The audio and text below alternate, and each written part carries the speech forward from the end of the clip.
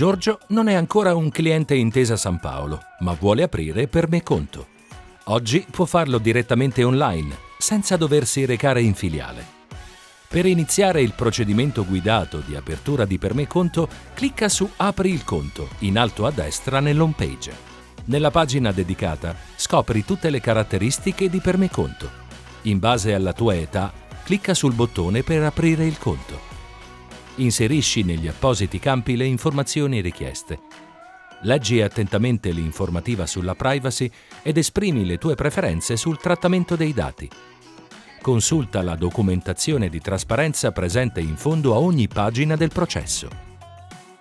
Inserisci il codice di conferma che hai ricevuto all'indirizzo email indicato e clicca su Continua per proseguire. Ricorda che questo codice ti servirà anche come password per accedere alla tua area ospiti, nel caso tu voglia riprendere la pratica più avanti. Per certificare il cellulare, inserisci il tuo numero nel campo dedicato e clicca su Richiedi codice via SMS. Quindi inserisci nel campo successivo il codice che hai ricevuto e clicca su Continua.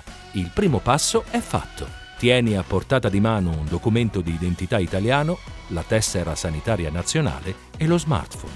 Inserisci le informazioni personali che ti vengono richieste relative alla tua cittadinanza e residenza.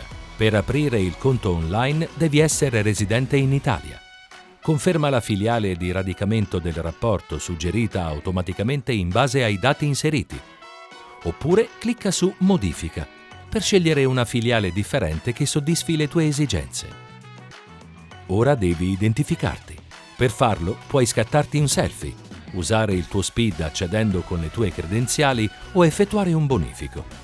Se scegli il bonifico, ricorda che devi essere intestatario di un conto corrente o di una carta prepagata di una banca non appartenente al gruppo Intesa Sanpaolo.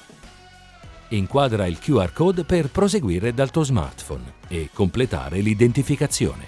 Prima di iniziare ad allegare i tuoi documenti, toglili dalle custodie e disattiva il risparmio energetico del tuo smartphone. Inserisci il codice di sicurezza che hai ricevuto via SMS. Se l'identificazione avviene tramite SPID, il documento di cui viene richiesta la scansione è automaticamente quello associato al tuo SPID. Adesso puoi scegliere il documento con cui vuoi essere identificato, come la tua carta d'identità elettronica. Inquadra e scansiona il fronte della tua carta d'identità. Quando vedi la spunta verde, il documento è stato scansionato correttamente. Esegui lo stesso procedimento per il retro della tua carta d'identità e attendi la spunta verde di conferma. Prosegui nello stesso modo anche per il retro della tua tessera sanitaria e completa la scansione anche di questo documento.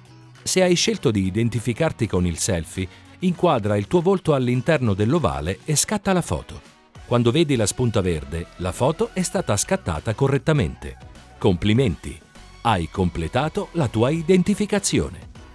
Controlla i dati relativi ai tuoi documenti e modificali se è necessario. Se hai la residenza fiscale negli Stati Uniti o in un altro paese estero, non potrai andare avanti nella procedura online.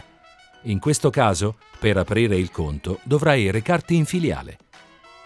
Dopo aver letto l'informativa sulla privacy, fornisci i consensi in base alle tue preferenze.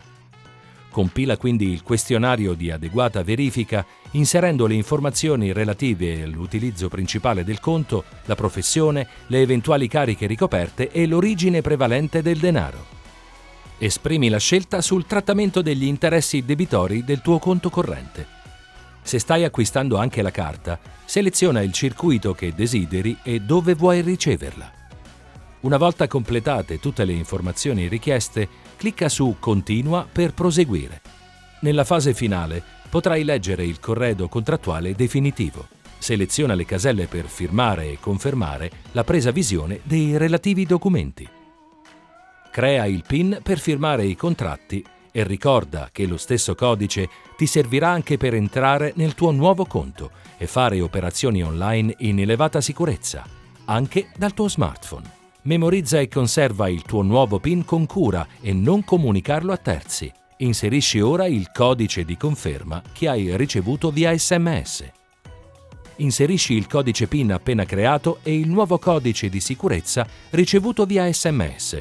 Ricorda che il codice PIN sarà lo stesso che dovrai utilizzare per accedere all'app e concludere l'attivazione del conto. Ben fatto!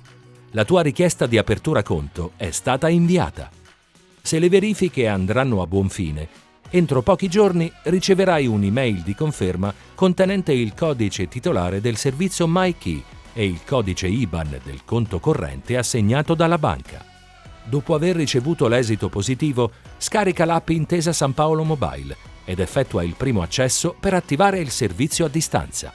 Apri l'app e inserisci il codice titolare. Lo trovi nell'email che hai ricevuto dalla banca o anche nel contratto dei servizi a distanza MyKey. Inserisci il PIN che hai creato e il codice di sicurezza che hai ricevuto sul tuo smartphone. Conferma di aver preso visione della documentazione contrattuale e inserisci nuovamente il PIN. Potrai ritrovare la documentazione anche in un secondo momento nella sezione archivio del tuo internet banking o della tua app. Complimenti! La configurazione è terminata. Ora puoi entrare nell'app e iniziare a utilizzare il tuo nuovo conto corrente.